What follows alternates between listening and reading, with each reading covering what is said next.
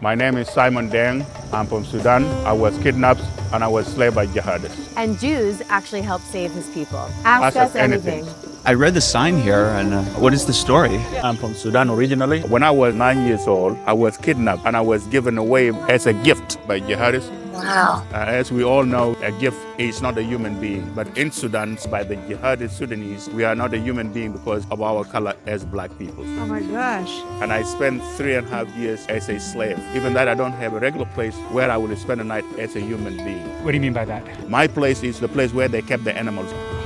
Is there one specific moment that you remember so clearly? When I was being tortured, I was being told that if you think to run away, we will capture you, we will cut your legs, and you will look like there is a picture in the Sudanese currency at that time, a picture of a human being with no legs. So I will be forced to look at it. That's the thing that I will never ever forget, that's the fear.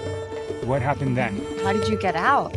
So the family have to move to a big city because their son have to go to the junior high schools. In that city, I ran across 3 Shuluk gentlemen with a Shuluk tribal mark in their forehead. It was a miracle to me because I never come across people that identify themselves as my tribe at that time. So I ran to them, telling them who I am. One of them said to me, "We know somebody, maybe that person will know your parents." It was that person who made a plan to get me out from the slavery without the knowledge of my slave masters. Once you're free, you've got to be full of rage to find them. Not only the rage, it is the fear that somebody will kidnap me again where I will not be found. What was kind of the gift that came from that experience? Speaking on behalf of those who cannot speak for themselves. The voice of the I'm the voice Yes. of voice. Are you familiar with the hostages that are still held captive in Gaza right now? Yeah, I know. Not really, no. There were over 200 hostages. He is speaking out for the hostages because he knows what it was like to be a hostage, to be kidnapped. Yeah. Amazing story. Thank you. Glory to God that you're out of there and you have freedom. Thank you. So what role did Israel play? During that time, the Southern Sudan and the Northern Sudan was in war. The total of that lost is 4 million people. The Southern Sudanese was fighting the Northern Sudanese with their spear because they don't have a weapons. Right. It was only one country in the world, the state of Israel, who came to give Southern Sudanese a tool to defend themselves. And that is the link. Israel being Same enemy. victimized by the same person, the way they're victimizing us. So there is a connection between us, which is not known by the peoples.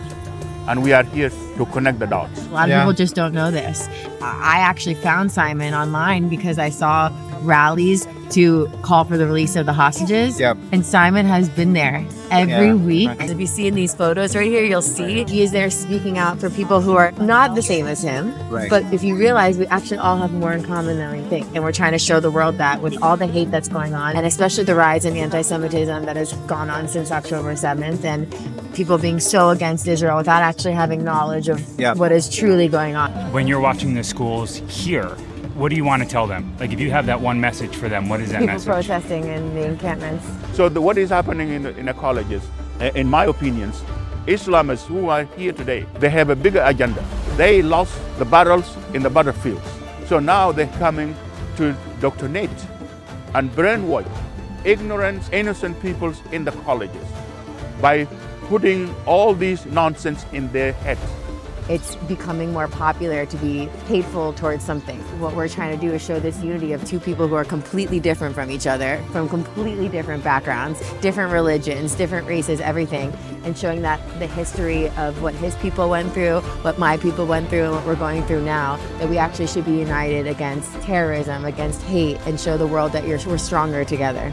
Yeah, that's a beautiful message. What can we do to kind of help raise awareness? You can do a lot by going from here and going to talk to somebody. Yes. Talk, especially today with the good social media, please, you can do a lot, believe it or not. Yeah. All it takes is for one person to make a difference. How do we get people to listen to your story and actually be able to sit down and hear and maybe be convinced about other opinions they have on Israel, on what's going on? First of all, I have to thank Montana, because if it wasn't for her, I wouldn't be here with you today.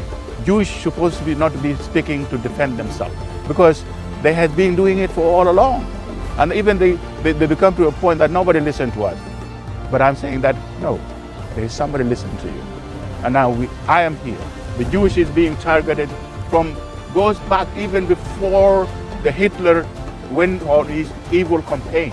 I may not speak in Hebrew, but I will speak on behalf of the Israel, even in a Shuluk language. Yeah. And that's why we're here standing up for you. You are not alone. Yeah. Thank you for being here. How amazing is he? I'm very touched. I'm with Zorio. Thank you. Thank you. Thank you, Montana. Thank you, Simon. It's been a blessing. Thank you so much. Really, you're amazing. Can I give you a hug? Sure, absolutely.